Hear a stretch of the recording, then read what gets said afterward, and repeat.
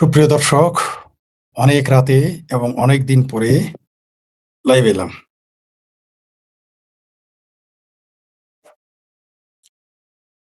তো কি বলবো আপনাদের, কি শোনাবো ভাবতেছি।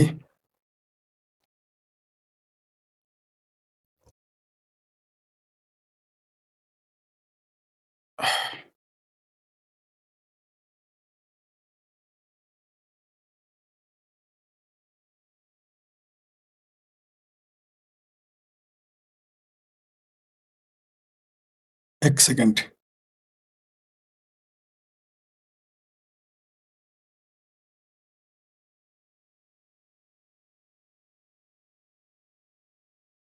শিরোনামটা আপনারা দেখেছেন এবং বুঝতে পারছেন আপনারা আমার শিরোনাম। যেহেতু রাতে যেহেতু রাতে তাই শিরোনাম দিয়েছি, কেমন আপনারা দেখেছেন।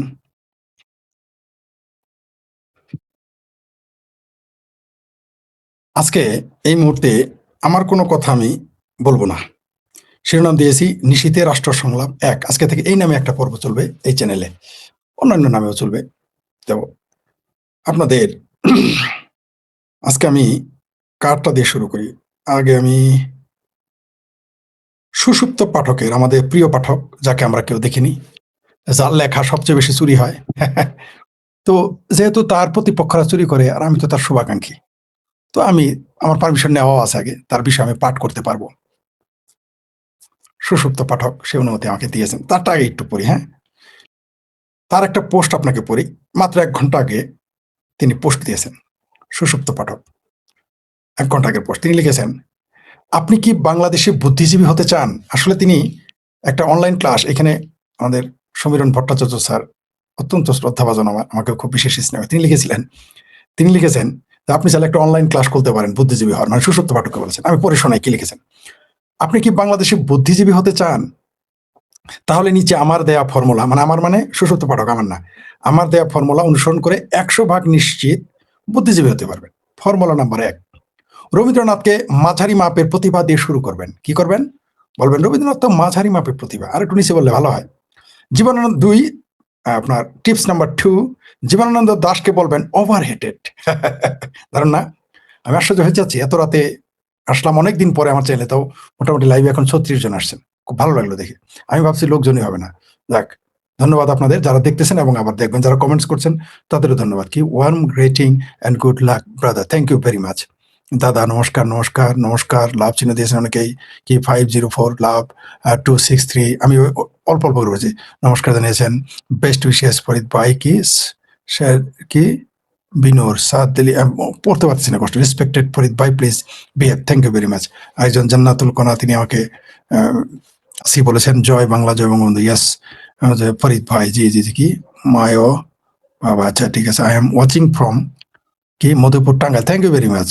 হ্যাঁ, মধুপুর আমার অনেক স্মৃতি আছে সেখানে। The original house of Sarishabari really is my grandfather সাথে। তাহলে তো আপনি, আমরা একই, best wishes too, thank you very much. কি রনি, রনি আহমেদ 46, কি Kazi Billah Hossain, late night love, yes thank you, late love too. Greeting for জি, greeting you too Atish that brother for yes thank you. Sujoy Azad, জয় বাংলা, জয় বঙ্গবন্ধু। কি সাল সাল মা, কি পড়তে পারি না। টিপস নাম্বার 2, জীবনানন্দ দাশকে বলবেন ওভাররেটেড। বাংলাদেশে বুদ্ধিজীবী হওয়ার টিপস বাতাচ্ছেন, বলে দিচ্ছেন আমাদের অনেকের প্রিয় এবং চমৎকার একজন লেখক, গবেষক, ফেসবুকে যার চেহারা কেউ দেখিনি, চমৎকার লেখেন, সুষুপ্ত পাঠক। টিপস নাম্বার, বুদ্ধিজীবী হওয়ার টিপস নাম্বার 3, ভুলেও আহমদ সভাকে বড় করতে যাবেন না, তাহলে আপনি একটি বিশেষ শ্রেণীর লোকে বুঝে ফেলবে।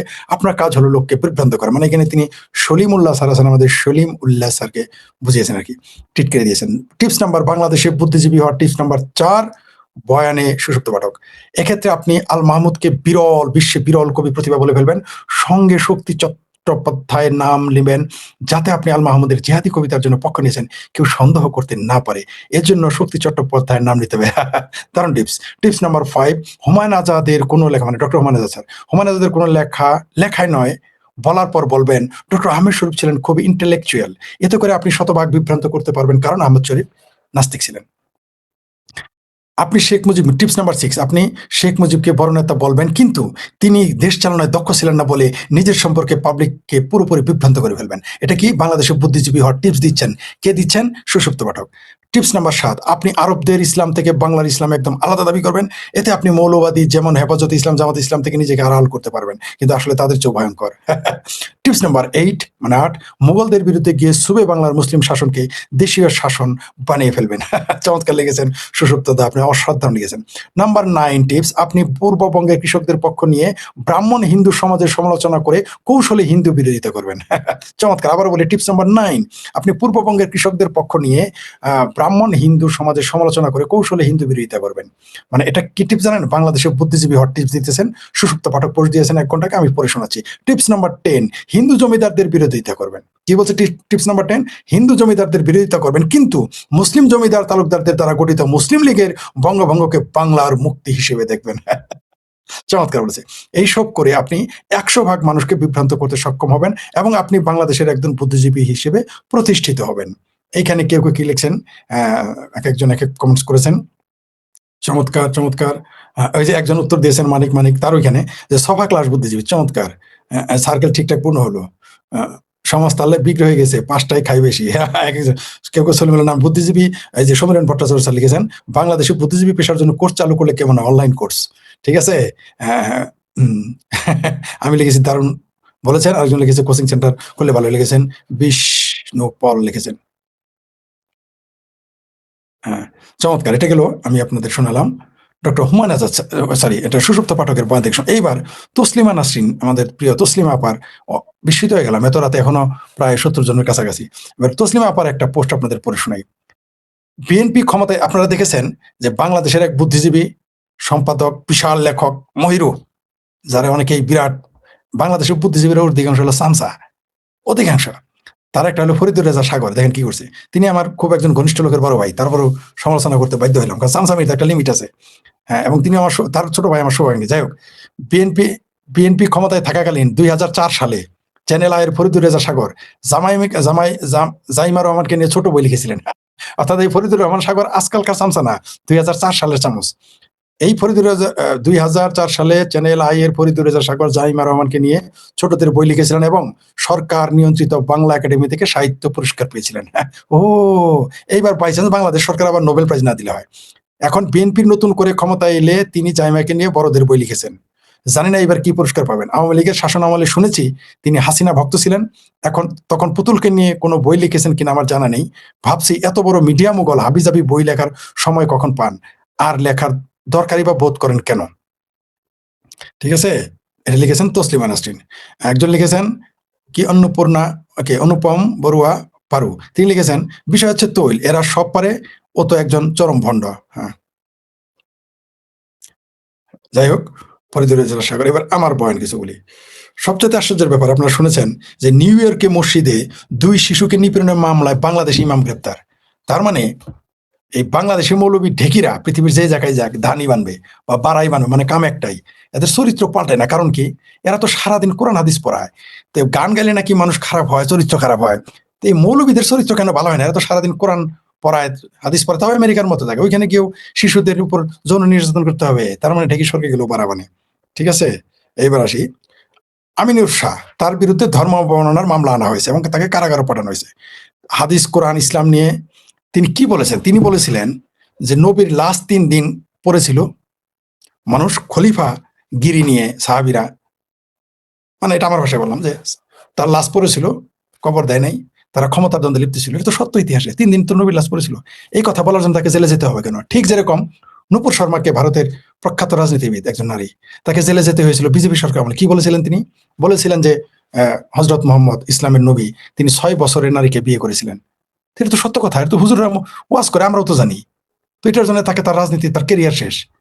তার জন্য 2টা মানুষও মারা গেছে, কত মামলা হয়েছে, তার রাজনীতি, নেতৃত্ব, ক্ষমতা সবই চলে গেছে।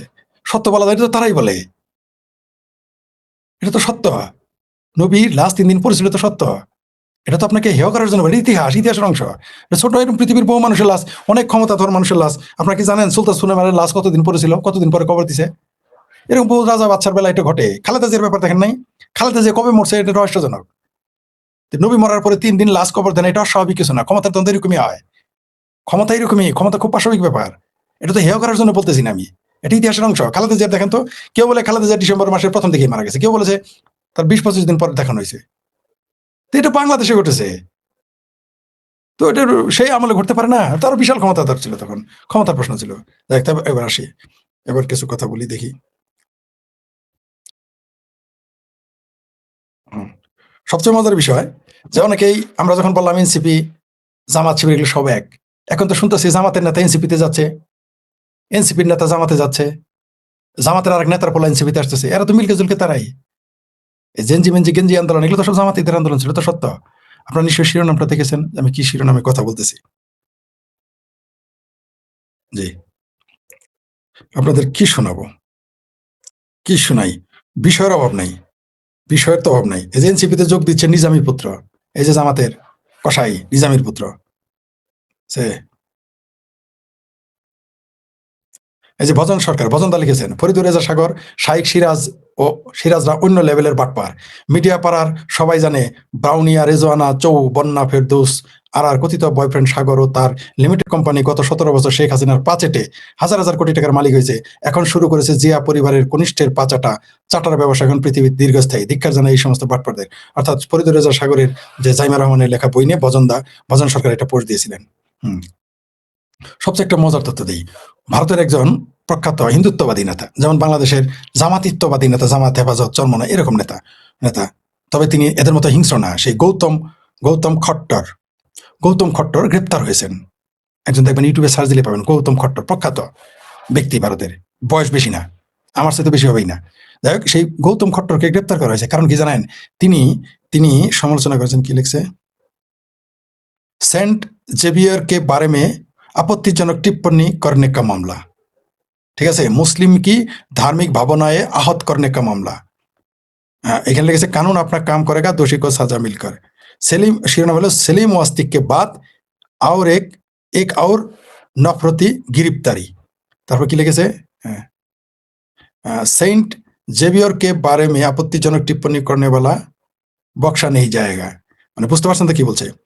তিনি কিন্তু, তার কিন্তু অনেক ফলোয়ার, মানে অনলাইনে অফলাইনে সব জায়গায় তার ফলোয়ার। শুধু একজন সেইন্টের সমালোচনা করার কারণে তার নামে গ্রেপ্তারি পরোয়ানা। ভারতে খ্রিস্টানের কত পার্সেন্ট? 2%। তারা মুসলমানদের মতো উগ্র না, অনেক শান্ত, অনেক অনেক শান্ত। আপনারা কয়দিন আগে শুনলেন সানিউর রহমানকে গ্রেপ্তার করা হয়েছে কেন? সেইন্টের সাথে, একজন পাদ্রির সাথে নাকি খারাপ ব্যবহার করেছিল। তা কনভার্টেড পাদ্রি, এটা অনেকে বলে, কিন্তু যদিও তাকে বাংলাদেশির হিসেবে অবৈধভাবে তাকে গ্রেপ্তার করা হয়েছে, অবৈধ বসবাসের কারণে, ভিসা ওভারস্টে হওয়ার কারণে। কিন্তু একে গ্রেপ্তার হয়েছে তো ভারতের প্রখ্যাত ব্যক্তি, তার পক্ষে পুরো হিন্দুত্ববাদী একজন সেইন্টের সমালোচনা করার কারণে ধর্মাবলম্বনের মামলা, খ্রিস্টান ধর্মে। কিন্তু ভারতের হিন্দুদের ভগবান রামের সমালোচনা করলে মামলা হয় না, কৃষ্ণের সমালোচনা করলে মামলা হয় না, দেবী সরস্বতীর নগ্ন নগ্ন ছবি আঁকলে মামলা হয় না, তারপরে হিন্দুদের ভগবান শিবের শিবলিঙ্গের উপরে কন্ডম পরাইলে মামলা হয় না, গরুর গোস্ত খাইলে মামলা হয় না, হিন্দুদের গালি দিলে মামলা হয় না, হিন্দু ধর্মকে গালি দিলে মামলা হয় না, মনু স্মৃতি পুড়ে দিলে মামলা হয় না, বেদ ফেলে দিলে মামলা হয় না, পুরলে মামলা হয় না, এমনকি সংবিধানের বিরুদ্ধে সরাসরি কথা বলে মামলা হয়। সংবিধান মানি না বললেও ভারতে মামলা হয় না। কিন্তু একজন সেইন্টের সমালোচনা করার কারণে ভারতে বিজেপি ক্ষমতায়, নরেন্দ্র মোদী ক্ষমতায়, তারপরও তাকে জেলে যেতে হয়েছে। শেখ ফরিদের বিশ্লেষণ, একটা সেইন্টের সমালোচনা করার কারণে তিনি আজতে। সানিউর রহমান নয় ভুল করছে, মুফতি মাসুদ ভুল করছে, তাদের পাসপোর্ট নাই এনে আবার বলে যে তাদের সমালোচনার জন্য। তো তাকে কেন গ্রেপ্তার করলো? মানে নরেন্দ্র মোদী বা বিজেপি ক্ষমতায় থাকলেই যে হিন্দুত্ববাদ যা ইচ্ছা তাই করতে পারে তা কিন্তু না। কিন্তু এখানে 55 মামলার আসামি ইমাম বুখারি, সৈয়দ নাম, বুখারি থেকে সৈয়দ আসলো কেমনে? বুখারা কোথায়? ওইখানে সৈয়দ গেল কেমনে ভাই? সৈয়দ তো থাকার কথা রবে, সেই বুখারার সৈয়দ ভারতে এসে সৈয়দ হয় কেমনে? আমার বুঝে আসে না। সৈয়দ ইমাম বুখারি, তার নামে 50টা নন ভ্যালুয়েবল মামলা, তাকে তো গ্রেপ্তার করতে যায় না জামা মসজিদে দিল্লিতে। ওই দিল্লির অপোজিটেই বাংলাদেশের যেমন কেন্দ্রীয় মসজিদের বাইতুল মোকাররমের সামনে কমিউনিস্ট পার্টির অফিস, ওরকম দিল্লিতে জামা মসজিদের আশেপাশে মসজিদ কমরেডদের অফিস পাবেন, তারা তো মিছিল করে না। কারণ কি? যাই হোক, সেটা অন্য বিষয়, মনে করে দিলাম আর কি। নিশীত রাতের আলোচনা রাজনীতির মধ্যে চলে আসতেছে। তারপরে দেখি আর একটু কতক্ষণ বেশি লম্বা করা যাবে না, 17 মিনিট হয়ে গেছে। যাই, তারপরে দেখি আর কোন কোন বিষয়ে কথা বলা যায়। তারপরে কোন কোন বিষয়ে কথা বলা যায়। ও এক চিঙ্কুবাম দেখেন, চিঙ্কুবামের সাথে জামাতের কোনো পাবেন না আপনি পার্থক্য। এক চিঙ্কুবাম লিখেছে 71 যুদ্ধে ইন্দিরা গান্ধী না, ইন্দিরা 1 লাখ স্বর্ণার থেকে 1 কোটি লিখেছে। আর শেখ মুজিব 30,000 শহীদকে 30 লাখ বলেছে। আন্তর্জাতিক সাহায্য সংস্থার টাকা লুটপাট করেছে। এই চিঙ্কুবাম একটা লিখেছে, এটা চিঙ্কুবামের পোস্ট। দেখেন তো জামাতের কোনো পার্থক্য পান কিনা? জামাতের ওই সাহস পাবো না লেখার, কোনো জামাতির বাচ্চাই কথা লেখার সাহস পাবো না, কোনো হেফাজতির বাচ্চাই লেখা কোনো মুসলিম লীগের বাচ্চা এই কথা লেখার সাহস পাবে না, কোনো সামরানাই পীর এই লেখার সাহস পাবে না, কোনো পাক বাহিনী পেয়ারা পাখিরও লেখা। কিন্তু এই দেখেন চিঙ্কুবাম লিখেছে, চিঙ্কুবাম, তার নাম হলো জাহেদুল পলাশ আকাশ। এই চিঙ্কুবাম, এই গুপ্ত। 71 যুদ্ধ ইন্দিরা গান্ধী নাকি 1 লাখ স্বর্ণার থেকে 1 কোটি বলেছে, আর শেখ মুজিব 30,000 শহীদকে 30 লাখ বলে আন্তর্জাতিক লুটপাট করে। আলাপ শুনছেন তো, কত বড় বদমাইশ এই চিঙ্কুবামেরা। আপনাদের আমি বলি না, চিঙ্কুবামেরা হলো এই মৌলবাদী, মুসলিম মৌলবাদ, হিন্দু মৌলবাদের সাথে 100 গুণ বড় মৌলবাদী এবং হারামিয়ারা। 100 গুণ। চিঙ্কুবামেরা হলো এই ভারত উপমহাদেশকে ধ্বংস করার মূল এই চিঙ্কুবামেরা, এই বাংলাদেশ ধ্বংস করার মূল এই চিঙ্কুবামেরা। সংখ্যা আরো কম হইতে পারে, কিন্তু বদের আড্ডি এরা নেগেটিভ পয়দা করে। দেখেন চিঙ্কুবাম কিন্তু। সবচেয়ে মজার বিষয়, ডক্টর হুমায়ুন আজাদ স্যার বলেছেন যে ভণ্ডদের শেষ আশ্রয়স্থল হলো ধর্ম। আমি সকল ধার্মিকদের কথা বলতেছি না, যারা ভালো মানুষ। আমার বাবাও ধার্মিক, আমার মাও ধার্মিক, তারা ভালো মানুষ। আমার জ্যাঠা ধার্মিক, আমার জেঠি ধার্মিক, মামা মামি ধার্মিক, আমার প্রতিবেশীর অনেকে ধার্মিক, খুব ভালো মানুষ আছে, কোনো সন্দেহ নাই, তারা ভালো মুসলমান বা ধার্মিক মুসলমান। কিন্তু ভণ্ডামি কিন্তু করে না, আমি দেখিনি। দেখেন এক ভণ্ড হইলো সিদ্দিকুর রহমান, অভিনেতা, টাঙ্গাইল নাকি বাড়ি আমরে। এই ভণ্ড কিন্তু মৌলবাদী, মার্ডার কেসে অভিযুক্ত হয়ে 11 মাস জেল কেটেছে। ফিরে এসে কি বলছে জানেন? আল্লাহ আমাকে পরিবর্তন করে দিয়েছে। আগে দিনের কাজে সেবাতে লিপ্ত ছিলাম না, জেলে কোরআন ধরলাম, 5 ওয়াক্ত নামাজ পড়া শুরু, সেখান থেকে ধীরে ধীরে আমার মধ্যে পরিবর্তন আসে সিদ্দিক। এবং পুরা ওই যে আছে না, ওই যে কি মনোহর, ট্রাক্টর মনোহর, তার মতো টুপি পরা দাঁড়িয়ে হয়ে গেছে। বুঝতে পারছেন? দেখেন, দেখছেন এই সিদ্দিকুর কি বুঝলেন? এই ভণ্ড এরকমই ভণ্ড হয় বাংলাদেশের। এমনিতেই বাংলাদেশের যারা নেতা হয়, সরি অভিনেতা হয়, গায়ক হয়, নায়ক হয়, দিন শেষে গিয়ে দেখবেন এরা হিন্দু হলে কনভার্টেড হয়ে যায়, আর মুসলমান হলে সাথে সাথে তারা মোটামুটি মৌলবাদীদের মতো চেহারা দেখেছেন। ভণ্ড কিন্তু এটা জানে যে এখন অভিনয় কেউ খাবে না, এখন নতুন বদমাইশি শুরু করেছে। এরা বরাবর এরকম ভণ্ড হয়। অভিনয় তো ইসলামে হারাম। বিরাট আপনি দেখবেন জেলখানাতে সব নামাজি, সবগুলো খুনি, ধর্ষক, লুটেরা, ডাকাত, বলৎকারী গিয়ে ওইখানে নামাজ, বিরাট নামাজি হয়ে আসে, দাঁড়িয়ে লাগে আসে জেলখানায় গিয়ে। এই সিদ্দিকুর তাই করেছে, এই বদমাইশ। ও জানে যে ধর্মের আশ্রয় নিলে মানুষ সাথে সাথে মার্কেটে খাবে। সবচেয়ে মজার বিষয়, এই ইনসাফ কায়েমকারী ছাত্র জনতা নামে একটা, এরা স্বপ্ন দেখতেছে আমেরিকার ভারত দখল করবে। ভারতের গোলামেরা, এরা কিন্তু ভারতের গোলাম, এরা আমেরিকার গোলাম। গোলাম ইবনে গোলাম হলে মৌলবীরা, তারা বলে ভারত আর আমেরিকা দখল করে ফেলবে। নাম দিছে ইসলাম কায়েমকারী ছাত্র জনতা, লিল্লাকর। আরো মজার বিষয়, নিরাপত্তাহীনতায় ভুগছে মৃত্যু। কোন মৃত্যু? এনসিপি গ্যাংয়ের নেতা, এমনকি সে নাকি সংসদ সদস্য সংরক্ষিত আসনের। আচ্ছা, তারাই ক্ষমতায়, তারপর তারা ভয় পায় কেন? এই যে কি মাহমুদ আলম মৃত্যু, দক্ষিণাঞ্চলের মুখ্য সংগঠক এনসিপি। আচ্ছা, তার দল ক্ষমতায়, সেনাবাহিনী পাহারায়, ভয় পায় কেন? ও মপ করে আসছে যে তার ঠিকানা শুধু লিখছে, তাতেই ভয় পায়। আর আমাদের বলে আমরা নাকি আত্মগোপনে আছি, কেউ বিদেশ আছে দেখে গালাগালি করে, আমরা আত্মগোপনে আছি বলে শালা বাইরে হয়। তো তুমি বাবা এমপি, তুমি ভাবির মেয়া এমপি, তোমার দল ক্ষমতায়, তোমরাই সব হত্যা করে, সেনাবাহিনী তোমার, পুলিশ তোমার, আর্মি তো সবই তোমার, কি তোমার না? জামাত তোমার, হেফাজত তোমার, বিএনপি তোমার, তারপরে শুধু ঠিকানা প্রকাশ হতে ভয় পাও কেন? তাহলে এখন বুঝো, আমাদের পুলিশ খুঁজে, আর্মি খুঁজে, জামাত খুঁজে, হেফাজত খুঁজে, বিএনপি খুঁজে, সামরানাই পীর খুঁজে, জঙ্গিবাদীরা খুঁজে, ঠিক আছে, সব চিঙ্কুবামেরা খুঁজে। আমরা ভয় পাই না। আমাদের ঠিকানা প্রকাশ হলে, আমাদের বলো গুপ্ত থাকলে, আমাদের আন্ডারগ্রাউন্ডে থাকলে সমস্যা, তোমরা গুপ্ত থাকতে চাও কেন? তুমি এমপি হওয়ার পরে তোমার নাম ঠিকানা প্রকাশ হলে তো ভয় কেন? কি ব্যাপার? কি এই যে আমার ভাবির মেয়া সিক্রেসি, শুধু নাম প্রকাশ, ঠিকানা প্রকাশের জন্য ভয় পায়। ডালমি কুস্ত কালা হয়, তাই না? বাসার ঠিকানা প্রকাশ হতে ভয় পেয়ে যায়। বাসার ঠিকানা প্রকাশ করবে না চোরে আর ডাকাইতে, তোমার তো ভয় কিসে ঠিকানা প্রকাশ করতে? আর আমাদের বলো আমরা আত্মগোপনে থাকি। হ্যাঁ, আত্মগোপনে কেন, পালাতো কেন? তোমরা ক্ষমতা এমপি হওয়ার পরও নাম ঠিকানা প্রকাশ হলে ভয় পাও। এত বড় মর্দে মুজাহিদ, এত বড় বীর। আচ্ছা, এবার অনেক আলাপ করলাম, এবার কয়েকটা কমেন্টস নিয়ে শেষ করে, অনেক রাত হয়ে গেছে, প্রায় 23 মিনিট, 2-3 মিনিট শেষ করে দিয়েছে। দেখি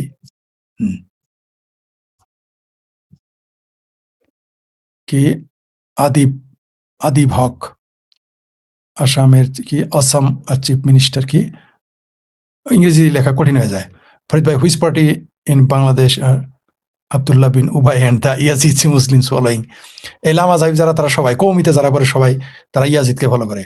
দে threatened that no scholar would কি conduct the funeral of Bangladeshi freedom, তো কি হবে? ফজলুর রহমানের জানাজা না পড়লে কি হবে? লিল্লা করে এরা 50 টাকা দিলে এরা গিয়ে জানাজা করে আসবে। এগুলো ফজলুর রহমানের বা আমার জানাজা না করলে কি? ওই মৌলবীরা ফতোয়া দেয় দাম মেন্দা খাবা না, 40 খাবা না, 40 খাবা না হারাম। ওরাই না আমাদের চেয়ে বেশি 40 খায়। এগুলো আছে পাকিস্তান থেকে মৌলবী আইনা আমরা জানাজা পড়াবো, সমস্যা কি? অরিজিনাল মৌলবী আনবো, আইনা পড়াবো, পাকিস্তান থেকে মৌলবী আইনা পড়াবো জানাজা। ওরা না পড়লে কি বলৎকারী মৌলানাদের জানাজা পড়ানোর দরকার নেই। ব্রাদার আই ডোন্ট আন্ডারস্ট্যান্ড, কি আমি বুঝি না 71 যে স্বাধীনতার দেশ থেকে 70 দেশের মুজিবের পরে রক্ষা করলো স্বাধীন ধারক বাহক বিএনপি নেতা যে বিএনপির কাছে জানতে বিএনপি না বিএনপির বিষয়ে only countries that have not been able to provide food। কি আসামের চিফ মিনিস্টার হেমন্ত বিশ্বাস শর্মা বলছে ইন্ডিয়া আর বাংলাদেশের সাথে কোনো সম্পর্ক রাখা উচিত না। হ্যাঁ হ্যাঁ, এটা তিনি তার কোন হিসেবে বলেছেন আমি সঠিক জানি না, তবে তাহলে বাংলাদেশেরই লস হবো, বাংলাদেশ না খাই মারা যাবে সম্পর্ক না থাকলে।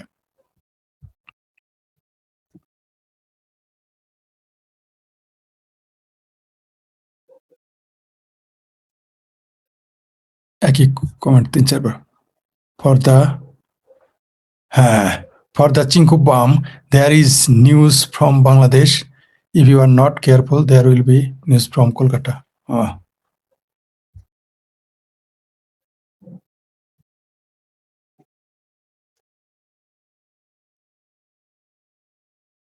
Farid Bhai said he would blow up the containment in his country. No case has been him, and the master of the sign has been. This is Bangladesh. This is the Bengali nation. Farid Bhai said he would blow up the containment. No case. And the master of the sign has been detained without trial. There is a বুঝি নাই কথাটা clear, উত্তর দিতে পারলাম না বলে আন্তরিক দুঃখিত। কি রাজশাহী কি না না Rajshri Bhattacharya, thank you welcome to BAP. What is Sheikh Hasina doing in India? অতিথি যা করার তাই করবে।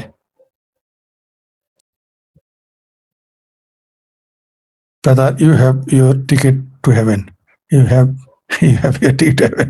তাই your কি Bengaliness impresses me. Thank you. Your Bengali, and thank you, brother, and your immense curiosity and pursuit of knowledge are unparalleled. Thank you, brother. You have বাংলাদেশের সাথে উচিত না। জি, greeting brothers, thank you very much, thank you. আবার দেখা হবে আগামীকাল।